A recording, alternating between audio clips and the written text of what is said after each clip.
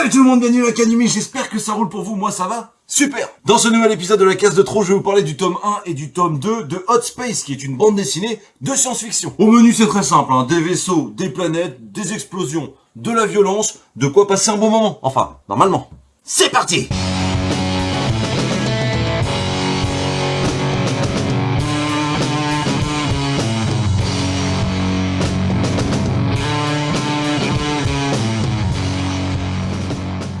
Tout d'abord, je tiens à remercier l'éditeur Kamiti qui me les a expédiés, ici, au Texas, gracieusement. Ça a dû vous coûter une couille en frais de port, les gars. Et puis surtout, ils ne m'ont rien demandé. C'est-à-dire que je suis pas obligé de dire quelque chose, je suis pas obligé de faire quelque chose. J'ai même pas obligé de vous en parler parce que je les ai reçus. J'ai même pas obligé de faire une vidéo. Je les ai reçus. Frère, j'ai reçu un message. Mondial Relais, vous avez un colis qui vous attend. Et vous comprenez, sur une chaîne aussi transparente que celle-ci, et ben très clairement, c'est du pain béni. Alors pour la petite histoire, j'ai pas souvenir qu'il m'avait dit qu'il me l'enverrait. Donc du coup, j'ai reçu un message sur mon portable me disant qu'un colis m'attendait en point relais. Et ça m'a foutu une angoisse. J'ai commencé à réfléchir, j'étais pas bien. Qu'est-ce que ça peut être cette merde? Ça m'a rappelé des lettres de convocation de gendarmes parce que ils voulaient que, enfin bref, j'étais pas à l'aise. Oui, les fameux gendarmes du Texas. Et ça choque personne. Non mais les mecs. Et puis enfin, je me suis dit que c'était ou le syndicat des perruchiers outre-Atlantique qui voulait me faire taire en m'envoyant un colis piégé encore, ou un abonné. Mais sauf que mon adresse, peu de gens la connaissent. Bref, j'étais gêné et excité. Preuve à l'appui, mon pote. J'ai reçu un colis, mais je sais pas de qui. Ça vient d'une société. Le truc fait 2 kilos. Je sais pas du tout ce que c'est. Du coup, j'ai bien hâte de voir ça avec vous. On va voir ça immédiatement. Et je commence tout de suite avec l'artiste qui se fait appeler le Pix. Ah, c'est marrant parce que ça me fait penser à un truc, le Pix, le nom là, le Pix, ça me rappelle quand j'étais petit, on essayait de dire le mot pitch avec des pitchs dans la bouche. Mais je fais plus ça moi maintenant, c'est bon, j'ai grandi. Un pitch, le pitch, c'est un pitch. Plus sérieusement, c'est l'auteur et le dessinateur de la série. Je me suis un peu renseigné sur ce gars-là, pour pas mourir con, et il a un sacré bagage. Il a été journaliste de jeux vidéo pendant plus de 15 ans, je crois, un truc comme ça. Et il s'est spécialisé dans le concept art en BD et jeux vidéo. Il a fait beaucoup d'illustrations pour du jeu de rôle, pour du livre, du magazine, bref, le genre idéal. La couleur est assurée dans le tome 1 par Davier et dans le tome 2 par Célestini. Pour l'instant, il n'y a que ces 2 tomes qui sont sortis, mais le 3e est en préparation, et si tout se passe bien, il sortira milieu 2023. Bon, on va faire le pitch rapidement. C'est l'histoire d'une pilote un peu rebelle qui s'appelle Noraya, qui est victime d'une manipulation à grande échelle. On va essayer de l'éliminer et d'instrumentaliser son meurtre à des fins politiques et économiques. Parce que à l'endroit où ça se passe, il y a des intérêts qui dépassent l'entendement. Pour ce qui est du plat verso, je vais vous lire celui du tome 1. Qui je trouve est très efficace. Ça illustre pas mal ce que je viens de dire. Inutile d'attendre qui est la pilote sacrifiée. Nous avons touché le gros lot. Il s'agit du lieutenant Noraya Kowalski, mise aux arrêts pour coups et blessures graves sur 3 officiers. Nous avons pu la muter sur Uranus. À elle toute seule, elle a littéralement brisé 3 pilotes à main nue. Cette fille ne va manquer à personne. Elle réunit toutes les conditions pour être sacrifiée. J'aime beaucoup ce genre de mise en bouche, hein. C'est très efficace sur moi. Avec ça et la cover que je trouve pour le coup magnifique, et ça donne quand même une grosse idée de ce que tu vas trouver dans la bande dessinée. Et ça c'est cool. Et là tu vas me dire, tous les goûts sont dans la nature. Et la bille ne fait pas le moine. Eh bien, c'est ce que l'on va voir tout de suite avec les points négatifs. Pour commencer, autant j'ai kiffé la cover du tome 1, autant la cover du tome 2, c'est pas du tout ma tasse de thé. Pour le coup, là, valait mieux suivre la campagne Ulule. J'ai trouvé qu'en général, l'histoire va très vite. On n'a pas le temps de s'ennuyer, et ça, franchement, c'est cool. Mais c'est également une chose qui m'a gêné à certains moments où j'aurais préféré qu'on s'attarde davantage. Le rythme soutenu m'a parfois déstabilisé, hein, surtout au début de l'histoire. Oh, pas le temps de niaiser, mon pote. Ensuite, je pense qu'il faut une bonne dose d'ouverture d'esprit pour apprécier le titre pleinement. Parce qu'on va pas se mentir, c'est original, mais c'est aussi déroutant. En ce qui concerne la trame principale, ça a beau être novateur sur bien des aspects. En fait, le déroulement de l'histoire reste quand même très très classique.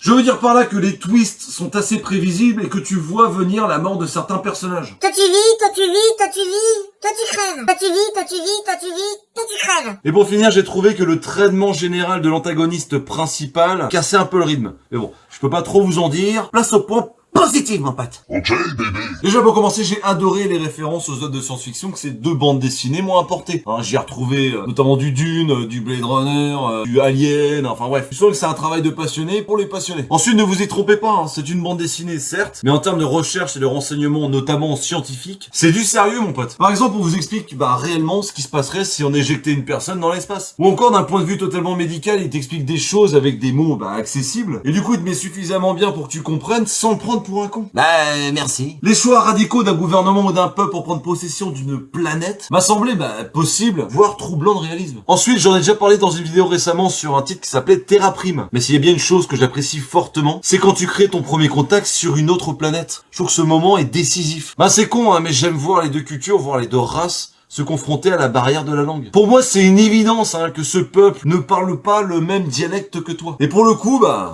c'est totalement géré. Le découpage ressemble énormément à ce qu'on peut voir dans du comics, et en grand format, c'est le pied, mon pote. Pour ce qui est du dessin, je trouve qu'il y a une belle évolution entre le début et la fin, et c'est certainement l'un des points forts de la série. Mais c'est un tout au niveau du dessin, parce que tu vois, là, il y a les décors sont réfléchis, il y a une vraie cohérence dans l'architecture, c'est intelligemment placé, c'est grandiloquent. Il y a également des splash pages et des doubles pages. On voyage, c'est immersif, et les scènes de combat ainsi que les effets visuels fonctionnent à mort. Et surtout, c'est une bande dessinée de science-fiction, et pour moi, il y a bien une chose qu'on peut pas foirer dans la SF, mon pote.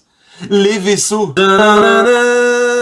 Ouais, y a rien à dire, on est servi, ils sont nombreux, ils sont imposants, ils ont des belles architectures. Non, c'est vraiment, moi qui aime les vaisseaux, passion mécanique, mon pote, j'adore. Et quelque part, je me dis que c'est normal que l'accent ait été mis sur les vaisseaux parce que l'héroïne principale, c'est Noraya, et Noraya, c'est une pilote de vaisseau. Sauf que moi, du coup, je suis comme un fou, et à chaque fois, dans ma tête, il se passe ce genre de choses. Bonjour. Major, ça va?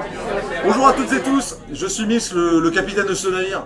J'espère que ça va, Bienvenue, pour ceux que je n'ai pas vu, bienvenue sur le Perus World. Écoutez, tout à l'heure, je vous ai fait venir ici parce que tout à l'heure, il y avait des petits mouvements à droite à gauche. Ouais, vous avez bien vu. Simplement parce qu'on a évité deux personnes qui voulaient nous buter, voilà. Non mais c'est normal, je veux dire, c'est normal, il y a un petit risque d'explosion, on est dans l'espace, les gars. Il y a des contrebandiers, tu vois. Ouais, voilà, donc pas de souci, on est passé en mode furtif.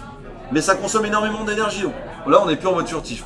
Ça fait une bonne heure, je pense que maintenant, les gars, voilà, on les a eus. Ce que je voulais vous dire, c'est que... Jackson, c'est quoi ce bordel? Ouais, on s'est pris une roquette dans le Oh non, cœur. c'est pas... Ouais, putain. La signature thermique. Ah putain, d'accord. Oui, j'arrive. Ouais. Messieurs, dames, calmez-vous. Je vais aider Johnson, au poste de commandement, et vous ne touchez à rien, les gars, Et je veux dire, là, il y a des boutons, c'est des roquettes nucléaires. Et on en a pas trop besoin en ce moment, si tu vois ce que je veux dire. Donc, je vous fais confiance. Vous touchez à rien, je reviens, Oh putain, merde.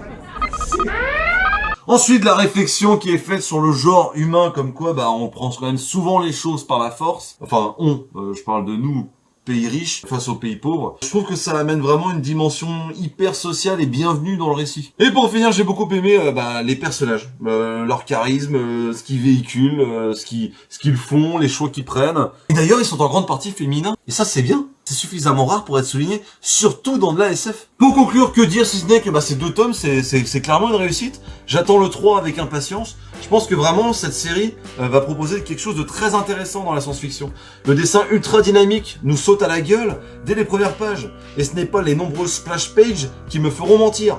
Oui, graphiquement, c'est tout simplement jouissif et sa violence sert le propos. Pour ce qui est de la couleur, j'ai préféré la saturation du second tome.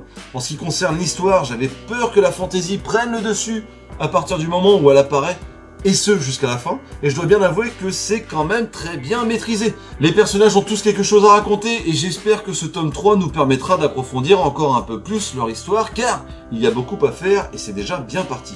Personnellement, la SF m'aide à me remettre en question en tant qu'homme, car elle est le reflet de notre société future.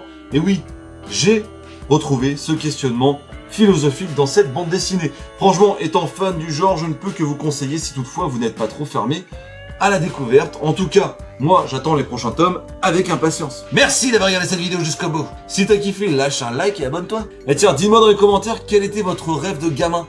Moi, très clairement, c'était d'être le chef d'un vaisseau. Voilà. J'ai quand même l'impression que je vais devoir attendre encore un petit peu, non? Suivez-moi sur Twitter, Insta et TikTok. Sur ce, je vous fais d'énormes bises, prenez soin de vous et à très bientôt dans la cave.